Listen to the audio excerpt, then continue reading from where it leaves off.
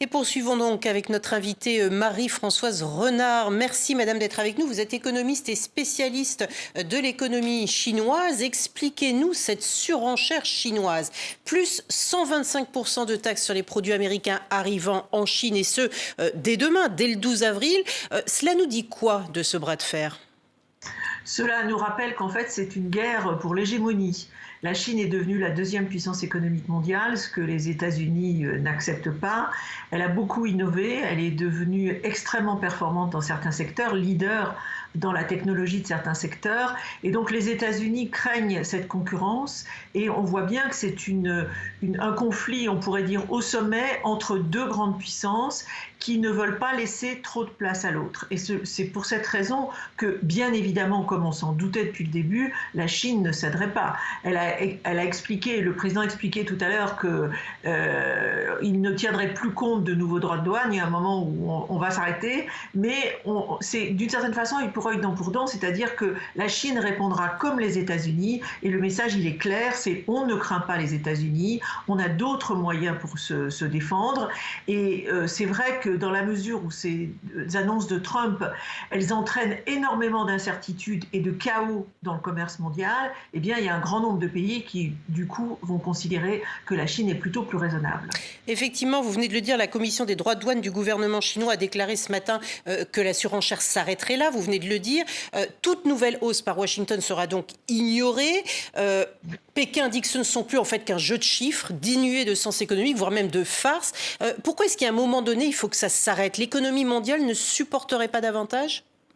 Alors en fait, ces barrières commerciales aussi importantes risquent d'entraîner une récession. On l'a déjà vu par le passé. Les entreprises qui sont, pour un grand nombre d'entre elles, très dépendantes de l'étranger. Les chaînes de valeur sont extrêmement intégrées au niveau mondial et dans un très grand nombre de pays, les entreprises ont besoin de ces débouchés. Et d'autre part, ces annonces permanentes de Trump génèrent beaucoup d'incertitudes et la situation devient extrêmement difficile à gérer pour les entreprises. Donc il y a un moment, il faut essayer de trouver un accord. Mais on ne sait pas comment cet accord peut se faire, d'autant que, vous l'avez rappelé, les décisions de Trump ne sont pas basées sur de la théorie économique. C'est des choses qui sont très difficiles à suivre, donc il est difficile d'avoir des bases de négociation. Et face à ça, la Chine essaye et espère tirer son épingle du jeu en ayant d'autres partenariats. Cela vient d'être rappelé avec des pays d'Asie, mais bien évidemment avec l'Europe aussi.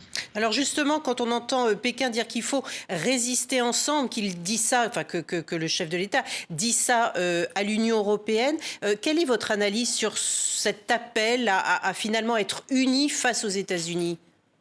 Alors d'abord, la Chine va perdre beaucoup de débouchés. Les exportations sont un élément important de sa croissance et elle va perdre. Tout de suite, elle perd les débouchés aux États-Unis. Donc, il faut trouver d'autres débouchés.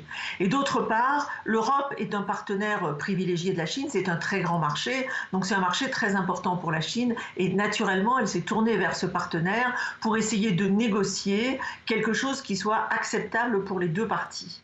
Elle va se tourner également davantage vers les partenaires de l'Asie du Sud-Est, notamment. On a entendu aujourd'hui que Xi Jinping allait se rendre prochainement en Malaisie, au Vietnam, au Cambodge.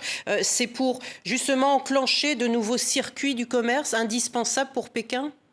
Alors en fait, ces circuits existent déjà parce que pour échapper aux douanes américaines, aux droits de douane américains qui existaient déjà avec Joe Biden, la Chine a délocalisé une partie importante de sa production précisément dans ces pays, le Vietnam, le Cambodge, la Malaisie, etc.